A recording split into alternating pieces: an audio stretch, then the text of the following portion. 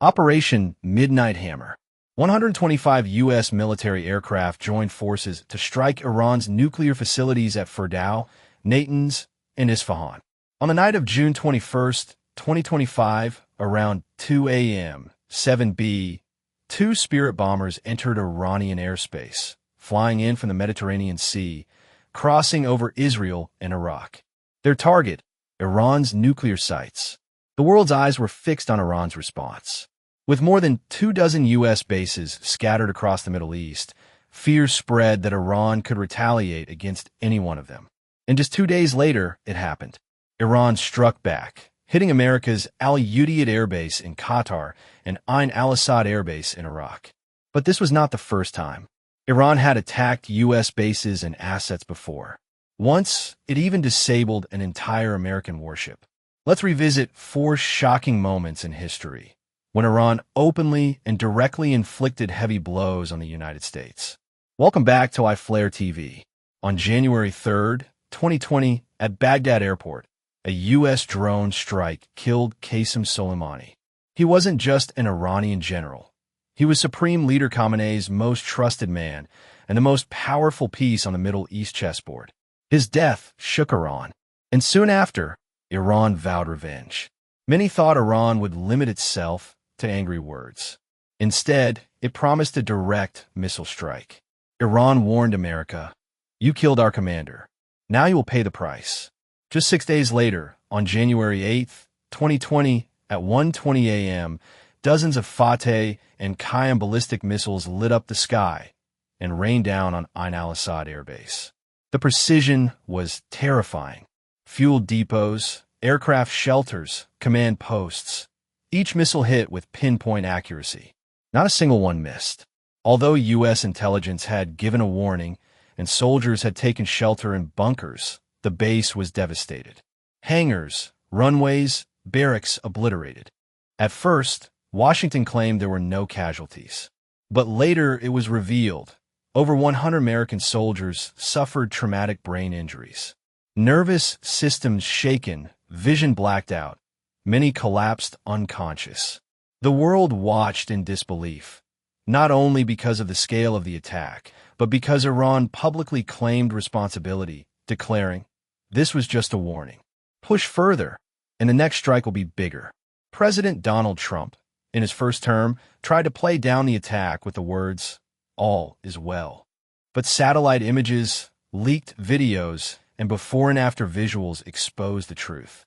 Iran later said, "We could have targeted American soldiers directly, but our aim was not to kill, only to make them feel our power." The message was clear, and America had no choice but to stay silent. But this wasn't the first time. Just months earlier, in June 2019, Iran had shot down one of America's most prized drones, the $200 million RQ for Global Hawk. Flying at 60,000 feet, untouchable by most air defense systems, the drone entered Iranian airspace. Within seconds, Iran's Sevim Khordad missile defense system locked on and fired. The missile struck dead center. The drone exploded in flames over the Persian Gulf. Iran claimed the drone had violated its territory, flying 15 kilometers inside its border. The U.S., on the other hand, insisted it was an international airspace. Trump threatened airstrikes on Iran, but eventually backed down. Let's now rewind further to 1987 during the Iran-Iraq War. The Persian Gulf was on edge. Iranian forces targeted Kuwaiti oil tankers, threatening global oil supplies. To protect them, the U.S. launched Operation Earnestwell. U.S. Navy warships began escorting Kuwaiti tankers, even reflagging them with the American flag. The message was clear: an attack on these ships would mean an attack on the United States. Iran tolerated this until October 16, 1987. That day, a Kuwaiti tanker, now flying the U.S. flag, named Sea City, came under attack. Iran launched a Chinese-made Silkworm missile. It slammed into the ship's bridge. 18 crew members were wounded. The American captain was blinded for life. This was the first ever Iranian strike on an American-flagged ship, a direct challenge to U.S. power. 3 days later, the U.S. retaliated by destroying 2 Iranian oil platforms being used for military purposes. But Iran wasn't done yet. Just months later, on April 14, 1988, the U.S. Navy itself fell victim. Iran had secretly laid a field of naval contact mines in the Persian Gulf. These mines floated just 5 meters below the surface, perfectly placed to strike massive warships. That day, the guided missile frigate USS Samuel B. Roberts struck an Iranian mine. The explosion tore open a 21-inch hole in the hull. The engine room flooded. 2 turbines destroyed. A $500 mine had crippled a $96 million U.S. warship.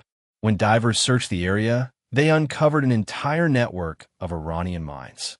In retaliation, 4 days later, the U.S. Navy launched Operation Praying Mantis. American forces destroyed 2 Iranian oil platforms and sank the Iranian warship Iris-a-Hand. The clash cost both sides lives, including a U.S. Marine helicopter and 2 pilots. History is proof. Ever since Iran ended its pro-American government, it has never hesitated to challenge the world's superpower. Despite sanctions, isolation, and constant pressure, Iran has shown it can strike back, and strike hard. What do you think? Can Iran truly stand against America? Or is it only a matter of time before things spiral into a bigger war? Let me know your thoughts in the comments below. If you found this video insightful,